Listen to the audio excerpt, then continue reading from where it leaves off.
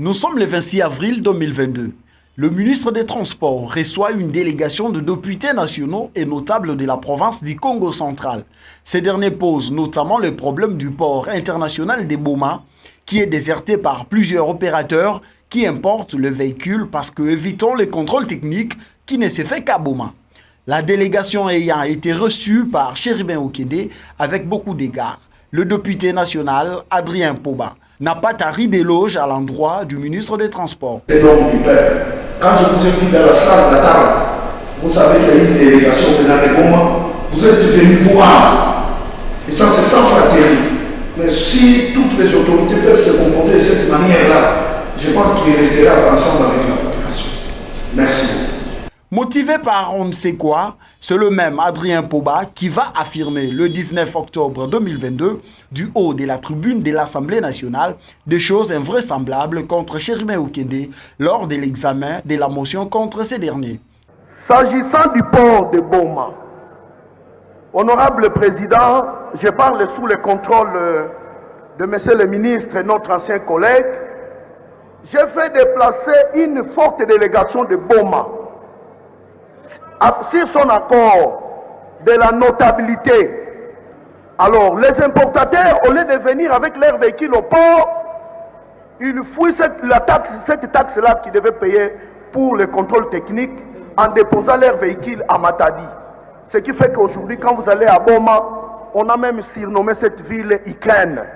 La vie devient difficile. Il y a augmentation de banditisme et de Koulouna que nous n'avons jamais connu à Boma. J'ai demandé au ministre à ce qu'il puisse résoudre cette question parce qu'on ne pouvait pas appliquer une politique de deux poids, deux mesures.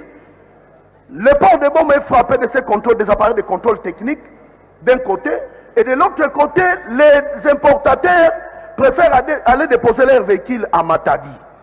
Le ministre m'a demandé de venir avec la délégation à 3 reprises. Permettez-moi, honorable président, je respecte bien le ministre.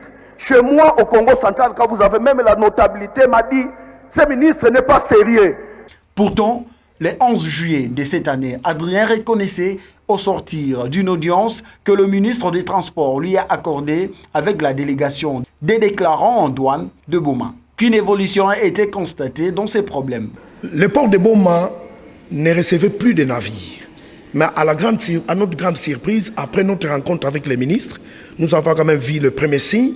Nous avons vu qu'il y a des signaux qui s'annoncent et que cela ne puisse pas s'arrêter, ça devait continuer.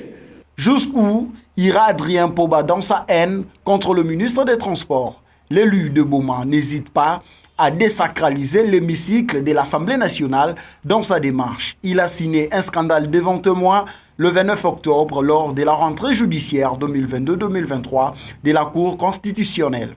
Adrien Poba a agressé verbalement le ministre Chéribin Okende avec deux mots qui par des sens on ne peut répéter en public. Insultant Chéribin Okende qui pourtant ne lui avait rien fait. Il a failli même agresser physiquement le ministre. C'est du jamais vu, sans éthique. Le député Poba devrait être interpellé par la commission des sages pour une action disciplinaire, pour préserver son honneur et sa dignité. L'Assemblée nationale devrait extirper ces mâles décérants. Un député national qui se comporte de la sorte porte un discrédit sur la classe politique congolaise et surtout sur la chambre basse du Parlement qui est le temple de la démocratie.